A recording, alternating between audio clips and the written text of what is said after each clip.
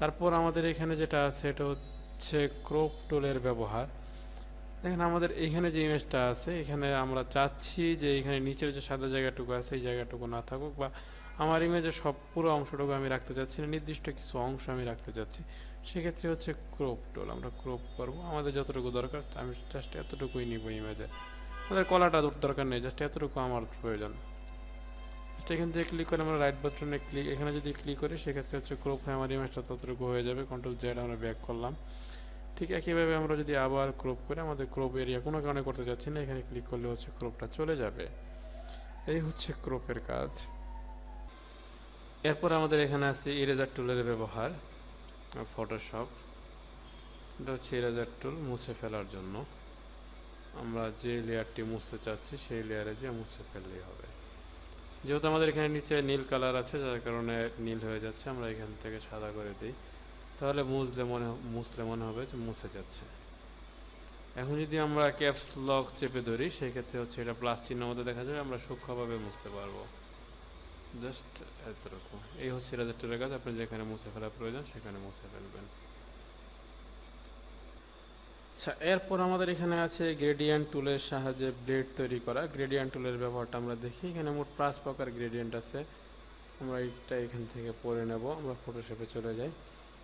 এটা হচ্ছে গ্রেডিয়েন্ট টুল। সবসময় এরকম থাকবে না, যদি পেন বাকেট টুল ব্যবহার হয় তাহলে এরকম থাকবে। এখানে ক্লিক করলে গ্রেডিয়েন্ট টুলটা বের হয়ে আসবে। আমরা দেখতে পাচ্ছি এখানে 1 2 3 4 5 প্রকার আছে। আমরা জাস্ট ড্রাগ করে টানলে এটা গ্রেডিয়েন্ট কালার হবে। একাধিক কালার দিয়ে এটা পূর্ণ হবে। আমরা সেটার জন্য কন্ট্রোল এন ওটা নতুন পেজ নিই, তাহলে আমাদের ব্যাপারটা সুন্দর হবে। এখান থেকে আমরা এইভাবে করতে পারি, বিভিন্ন ধরনের কালার হচ্ছে। এ হচ্ছে গ্রেডিয়েন্ট টুল। আমরা এখান থেকে গ্রেডিয়েন্ট প্লেট তৈরি করি। আচ্ছা, এরপর আমাদের এখানে আছে গ্রেডিয়েন্ট টুল সম্পাদনা করা।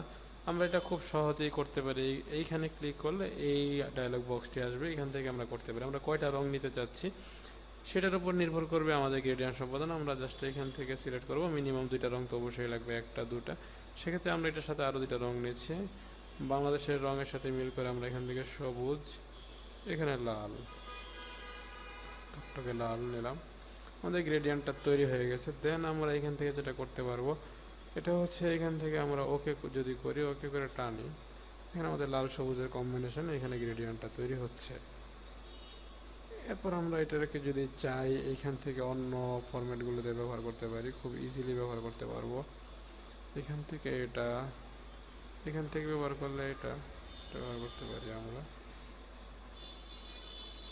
দেন এটা আমরা খুব সুন্দরভাবে এখান থেকে ব্যবহার করতে পারছি। ওকে, এরপর আমাদের এখানে আছে ছবির ঔজ্জ্বল্য এবং কন্ট্রাস্ট সমন্বয় করা। এটা খুব সহজেই আমরা এখান থেকে করতে পারি। আমরা চলে যাই ফটোশপে, ইমেজ, অ্যাডজাস্টমেন্ট, এখান থেকে আমরা চলে যাব ব্রাইটনেস।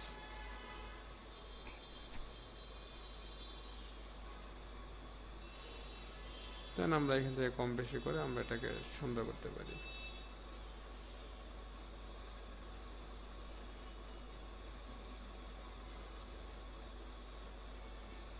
ইমেজ, অ্যাডজাস্টমেন্ট, ব্রাইটনেস, আমরা এখানে প্রিভিউতে ক্লিক করে নেব। তাহলে আমাদের কি চেঞ্জ হচ্ছে, কতটুকু চেঞ্জ হচ্ছে সেটা আমরা খুব ইজিলি দেখতে পারবো। যদি প্রিভিউতে ক্লিক করা না থাকে তাহলে আমাদের এটা এখানে পরিবর্তনটা দেখা যাবে না, যার কারণে আমরা ওটাতে অবশ্যই ক্লিক করে নেব। আমাদের ছবির উজ্জ্বল, ব্রাইটনেস সব কিছু এখান থেকে কম বেশি হচ্ছে।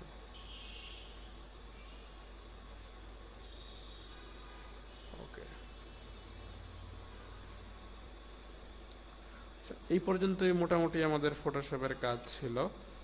আমরা এখন ফটোশপের গ্রাফিক্সের জন্য অন্যতম প্রয়োজনীয় একটি সফটওয়্যার ইলাস্ট্রেটর, সেটা দেখব, সেটা আমরা শুরু করতে পারি। আচ্ছা, ইলাস্ট্রেটর সম্পর্কে নতুন করে বলার কিছু নেই। ইলাস্ট্রেটর সম্পর্কে যা কিছু বলার এটা বইয়ে লেখা আছে, এখান থেকে সকলেকেই পড়ে নিতে হবে। আমরা এখানে প্র্যাকটিক্যাল কাজগুলো দেখাচ্ছি। ইলাস্ট্রেটর যদি আমরা খুলতে চাই সেক্ষেত্রে আমাদেরকে ঠিক আগের মতো স্টার্ট, অল প্রোগ্রামস, তারপর আমাদেরকে চলে যেতে হবে অ্যাডোবি মাস্টার কালেকশন। এখান থেকে হচ্ছে আমরা অ্যাডোবি ইলাস্ট্রেটরটা খুলতে পারি।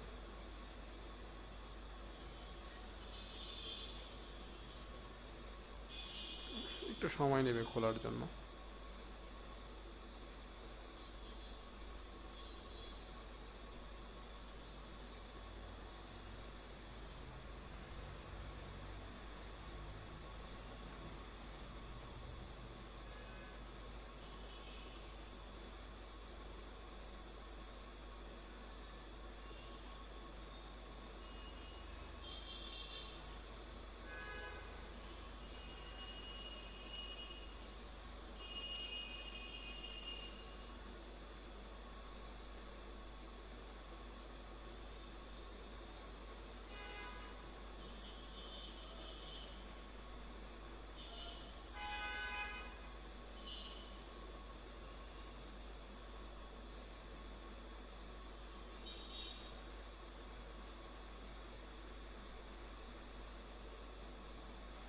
আচ্ছা, এটাই মূলত অ্যাডোবি ইলাস্ট্রেটর হোম পেজ নতুন করে খুললে এমনই আসে।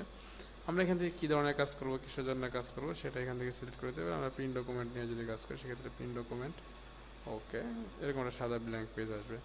নতুন পেজের জন্য ফাইল নিয়েও আমরা এখান থেকে হচ্ছে কী ধরনের কাজ করতে চাচ্ছি, ঠিক একইভাবে ফটোশপের মতো এখান থেকে আমরা পেজ নিব বা কন্ট্রোল এন দিলেও আমাদের ডায়লগ বক্সটি আসবে। আমরা এখান থেকে নাম লিখে দিতে পারি, দিয়ে এখানে ওকে করব, সেক্ষেত্রে চলে আসবে।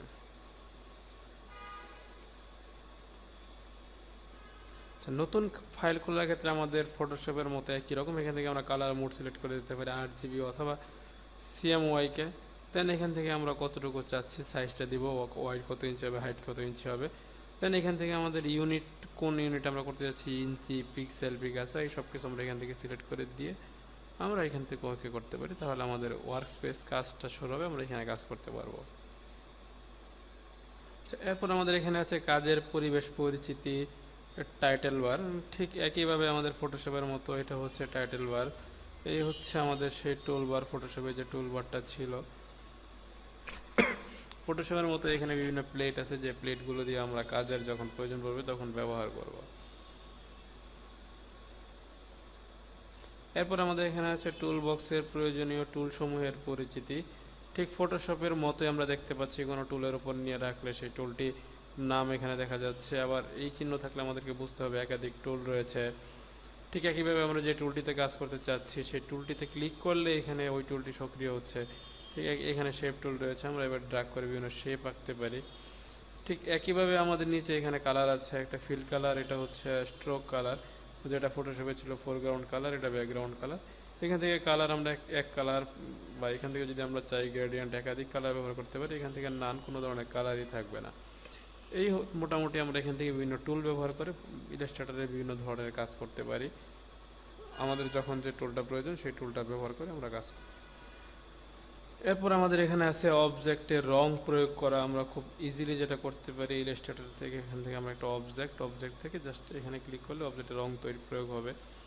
এটা আমরা এখান থেকে করতে পারি উইন্ডো, তারপর হচ্ছে কালার, আমাদের কালার প্লেটে আগে ছিল কালার, এখান থেকে আমরা যে কোনো কালার দিয়ে এটাকে পূর্ণ করতে পারি। আমরা যে কালারটি দিব সেই কালারটি এখানে হবে।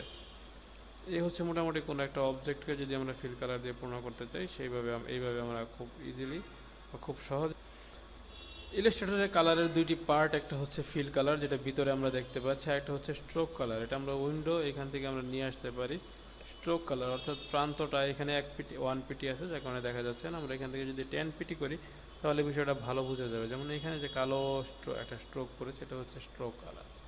এই দুইটা কালার মিলেই সাধারণত ফটোশপে বা ইলাস্ট্রেটরে কালার হয়। আচ্ছা, এরপর আমাদের এখানে আছে কালার, গ্রেডিয়েন্ট ও নান। এই তিনটি অপশন আমাদেরকে কালার প্রয়োগের জন্য বুঝতে হবে। এটা হচ্ছে কালার, এটা হচ্ছে গ্রেডিয়েন্ট, এটা হচ্ছে নান। আমাদের এই অবজেক্টটি আছে, আমরা এটাতে ক্লিক করে আছি, যার কারণে একটি কালার হচ্ছে। আমরা এখানে ক্লিক করতে আর গ্রেডিয়েন্টে একাধিক কালার হচ্ছে। আর এখানে যদি আমরা ক্লিক করি নান, ভিতরে কোনো কালার নেই।